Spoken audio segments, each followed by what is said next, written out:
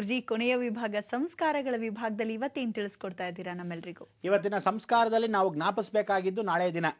ನಾಳೆ ಎಷ್ಟು ತಾರೀಕು ಹೇಳಿ? 10ನೇ ತಾರೀಕು.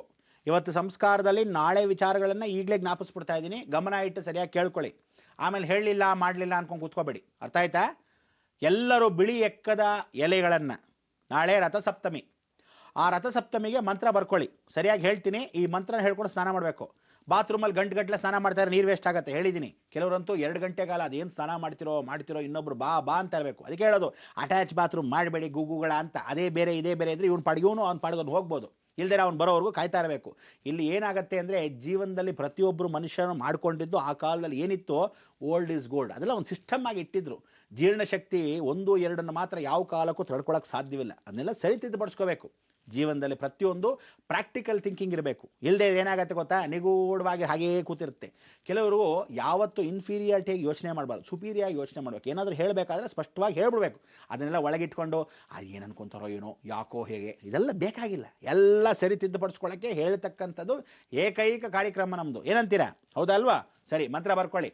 ಈಗ ನೀವು ಮಂತ್ರ ಬರ್ಕೋಬೇಕಾದ್ದು, ನಾಳೆ ಸ್ನಾನ ಮಾಡಬೇಕಾದ್ರೆ ಪೂರ್ವಾಭಿಮುಖಕ್ಕೆ ನಿಂತ್ಕೋಬೇಕು. ಎಲೆಗಳನ್ನು ಇಟ್ಕೋಬೇಕು. ಎಲ್ಲರಿಗೂ 2 ಎಲೆ ಲೆಕ್ಕ ಇಟ್ಕೊಳ್ಳಿ.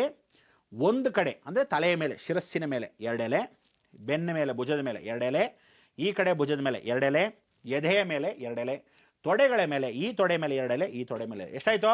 5 ಜೋಡಿ ಆಯಿತು. ಈ 5 ಜೋಡಿ ವಿಶೇಷವಾಗಿರ್ತಕ್ಕಂಥ ಅನುಗ್ರಹವನ್ನು ಪಡೆದು ಕೊನೆಯದಾಗಿ 6ನೇ ಜೋಡಿ ಅಂದರೆ ಎದೆಯ ಮೇಲೆ ಇಟ್ಕೊಳ್ಳೋದು.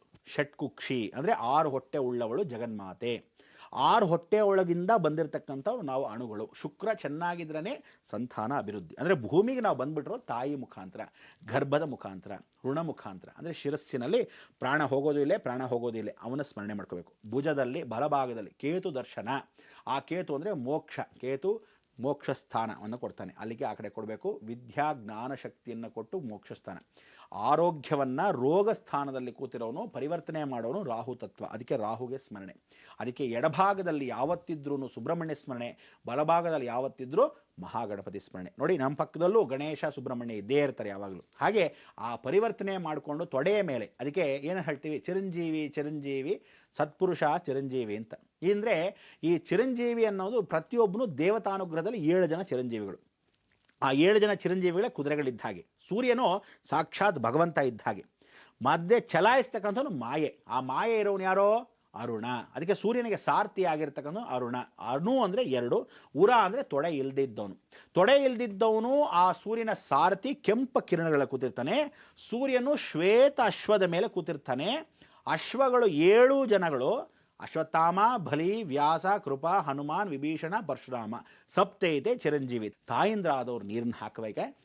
ಸೂರ್ಯ ನಮಸ್ಕಾರ ಮಾಡಿ ಎಲ್ಲ ಸ್ನಾನ ಮುಗಿದ ಮೇಲೆ ಲಾಸ್ಟಲ್ಲಿ ಈ ಎಲೆಗಳನ್ನ ಇಟ್ಕೋಬೇಕು. ನೀವು ಮೊದಲೇ ಎಲೆ ಇಟ್ಕೊಂಡು ಸ್ನಾನ ಮಾಡೋದಲ್ಲ, ಹೇಳಿದ್ದೀನಿ ಈಗಲೇ. ಫಸ್ಟ್ ಸೋಪು ಗೀಪು ಏನೇನು ಹಾಕ್ಕೊಂತಿರೋ, ಶಾಂಪು ಗೀಂಪು ಎಲ್ಲ ಹಾಕ್ಕೊಂಡು ಚೆನ್ನಾಗಿ ಗಮ್ಮಂತ ಸ್ನಾನ ಮಾಡಿ ಆಮೇಲೆ ಪೂರ್ವಕ್ಕೆ ನಿಂತ್ಕೊಂಡು ಸೂರ್ಯನಿಗೆ ಸ್ಮರಣೆ ಮಾಡ್ಕೋಬೇಕು. ಮಂತ್ರ ಬರ್ಕೊಳ್ಳಿ, ಗಮನ ಇರಲಿ. ಸ್ವಾಮಿಯೇ ಅನುಗ್ರಹ ಸಿದ್ಧಿ. ಈ ಸ್ವಾಮಿ ಯಾವತ್ತೂ ಪರಮಾತ್ಮ ಗಮನ ಇಟ್ಟು ನೋಡ್ಕೋಬೇಕು.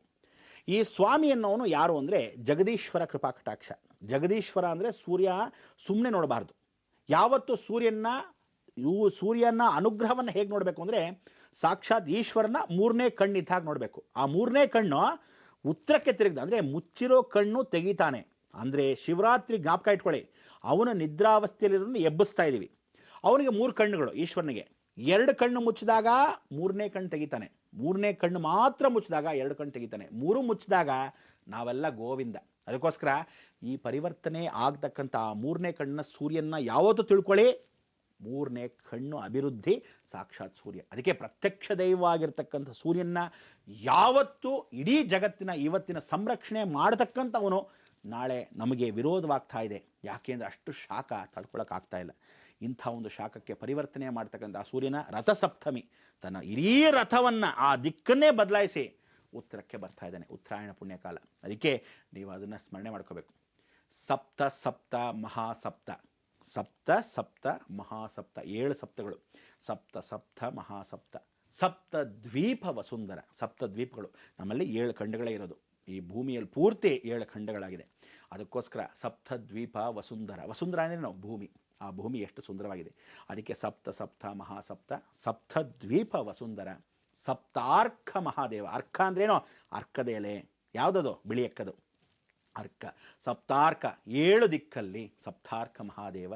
ಸಪ್ತಮಿ ರಥಸಪ್ತಮಿ. ಸಪ್ತಮಿ ರಥಸಪ್ತಮಿ. ಆ 7 ಕುದುರೆಗಳಿಗೆ 7 ಸಂಕೇತವಾಗಿರ್ತಕ್ಕಂಥ ವಿಚಾರ. ಇದನ್ನಿಟ್ಟು ಪ್ರಾರ್ಥನೆ ಮಾಡಬೇಕು. ಕೊನೆಯದಾಗಿ ಆ ಕೈಗಳಲ್ಲಿ 2 ಎಲೆಗಳು ಇಟ್ಕೋಬೇಕು. 2 ಜೋಡಿ ಎಲೆ ಇಟ್ಕೋಬೇಕು. ಮೊದಲೇ ಎಲೆ ಕಿತ್ಕೊಂಡ್ಬಿಡಿರಿ. ನೀವೆಲ್ಲಾದರೂ ಹುಡ್ಕೊಂಡು ಹೋಗಿ ಬಿಳಿ ಎಕ್ಕದ ಗಿಡ ಮೊದಲೇನೇ ಎಲೆಗಳನ್ನ ತಂದಿರಬೇಕು. ಒಬ್ಬನಿಗೆ 7 ವಿಶೇಷವಾಗಿರ್ತಕ್ಕಂಥ 6 ಜಾಗಗಳಲ್ಲಿ 7ನೇ ಜಾಗ ಕೊನೆಯದಾಗ ಕೈ ಏಳು. ಆ ಕೊನೆಯದಾಗ ಸ್ಮರಣೆ ಮಾಡ್ಕೋಬೇಕು. ಅಕ್ಷತೆಯನ್ನು ಮೊದಲೇ ಕಲಸಿಟ್ಕೊಂಬಿಡಿ. ಅವರವರು ಸ್ನಾನ ಮಾಡೋಕ್ಕೆ ಒಬ್ಬೊಬ್ಬರಿಗೆ 2 ಎಲೆ, ಒಂದು ಭುಜಕ್ಕೆ 2 ಎಲೆ, ತಲೆಗೆ 2 ಎಲೆ, ಹೀಗೆ 2 ಎಲೆ. ಅಂದರೆ 7 2 ಎಷ್ಟಾಯ್ತು? 14. ಒಬ್ಬನಿಗೆ 14 ಎಲೆ ಲೆಕ್ಕ. ಹಾಗೆ ಎಲ್ಲರೂ ಕುಟುಂಬದಲ್ಲಿ ಎಷ್ಟು ಜನ ಇದ್ದೀರಾ ಅಷ್ಟು ಜನಕ್ಕೆ. ಆರೋಗ್ಯ ಇಲ್ದಿದ್ದವ್ರಿಗೂ ದಯವಿಟ್ಟು ಕೆಳಗೆ ಕೂತ್ಕೊಳ್ಳೋಕೆ ಆಗದಿದ್ದವ್ರನ್ನು ಚೇರ್ ಮೇಲೆ ಕೂರಿಸಾದ್ರು ಸ್ನಾನ ಮಾಡಿ. ಆ ಕಬ್ಬಣ ಚೇರ್ ತಗೊಂಬಂದು ನಿಧಾನಕ್ಕೆ ಬೆಡ್ ರಿಡನ್ ಆಗಿದ್ದವ್ರಿಗೂ ಸ್ನಾನ ಮಾಡಿಸಿ. ಯಾಕಂದರೆ ನಾಳೆ ಆ ಸೂರ್ಯನ ಸ್ನಾನವನ್ನು ಯಾರು ಮಾಡ್ತಾರೆ, ಅರ್ಕದಲ್ಲಿ ಯಾರು ಸ್ನಾನ ಮಾಡ್ತಾರೆ, ಜೀವನ್ ಪರ್ಯಂತ ಪರಿಪೂರ್ಣವಾಗಿ ಮುಕ್ತಿ ಸಿಗುತ್ತೆ. ಒದ್ದಾಡಬೇಕಾಗಿಲ್ಲ, ಹಾಗೆ ಬೆಡ್ ರಿಡನ್ ಆಗಬೇಕಾಗಿಲ್ಲ. ಆ ರಥಸಪ್ತಮಿಯ ಸಂಸ್ಕಾರ ಇವತ್ತೇ ಹೇಳ್ಬಿಟ್ಟಿರೋದ್ರಿಂದ ನಾಳೆ ಅದರ ಅರ್ಥ, ಅದರ ಶಕ್ತಿ ಏನು ಎತ್ತ ಅಂತ ಹೇಳೋಣ. ಆದರೆ ಆ ಮಂತ್ರವನ್ನು ಹೇಳ್ಕೊಂಡು ನೀವು ಪೂಜೆ ಮಾಡ್ಕೊಳ್ಳೋಕ್ಕೆ ಎಲೆಗಳನ್ನ ತಗೊಂಬಂದು ಸ್ನಾನ ಸೋಪ್ಗಿವೆಲ್ಲ ಆಗೋದ ಮೇಲೆ ಲಾಸ್ಟಾಗಿ ಇದನ್ನೆಲ್ಲ ಇಟ್ಕೊಂಡು 2 ಎಲೆ ಇಟ್ಕೊಂಡು ಅಕ್ಷತೆ ಇಟ್ಕೊಂಡು ಎಲ್ಲವೂ ಇಟ್ಕೊಂಡು ಜೋಡಿಸ್ಕೊಂಡ್ಬಿಡ್ಬೇಕು. ಹಾಗೆ ಸ್ಮರಣೆ ಮಾಡ್ಕೊಳ್ಳಿ. ಆ 7 ಸಲ ಸ್ಮರಣೆ ಮಾಡಿಕೊಂಡು ನೀರನ್ನು ಹಾಕ್ಕೊಂಬಿಡಿ. ಇಷ್ಟನ್ನು ಮಾಡಿ ಸಾಕು, ಖಂಡಿತ ಒಳ್ಳೆಯದಾದ. ಗಂಟುಗಟ್ಟಲೆ ಸ್ನಾನ ಮಾಡಬೇಡಿ, ಬೇಗ ಬರಬೇಕು. ಸೂರ್ಯೋದಯಕ್ಕೆ ಮೊದಲು ಮಾಡಬೇಕು. ಗಮನ ಇದೆಯಾ? ಮಂಗಳವನ್ನು ಹಾಡೋಣ. ಲೋಕ ಸಮಸ್ತ ಸುಖಿನೋ ಭವಂತು, ಸನ್ಮಂಗಳಾನಿ ಭವಂತು. ಗುರುಜಿ, ನಾಳೆ ರಥಸಪ್ತಮಿ, ಹಾಗಾಗಿ ಇವತ್ತೇ ಮುಂಜಾಗ್ರತಾ ಕ್ರಮವಾಗಿ ಪೂರ್ವಭಾವಿ ತಯಾರಿ ನಾವು ಹೇಗೆ ಮಾಡ್ಕೋಬೇಕು ಅಂತ ಕೂಡ ತಿಳಿಸ್ಕೊಟ್ಟಿದ್ದೀರಾ. ನಮ್ಮ ಈ ಕಾರ್ಯಕ್ರಮಕ್ಕೆ ಆಗಮಿಸಕ್ಕಾಗಿ ಧನ್ಯವಾದಗಳು. ವೀಕ್ಷಕರೇ, ಮತ್ತೆ ನಾಳೆ ಸರಿಯಾಗಿ ಎಷ್ಟು ಗಂಟೆಗೆ ನಿಮ್ಮೆಲ್ಲರಿಗೂ ತಿಳಿದೇ ಇದೆ, 9 ಗಂಟೆ ಸರಿಯಾಗಿ ನಾವು ನೀವು ಭೇಟಿಯಾಗೋಣವಾ? ನಮಸ್ಕಾರ.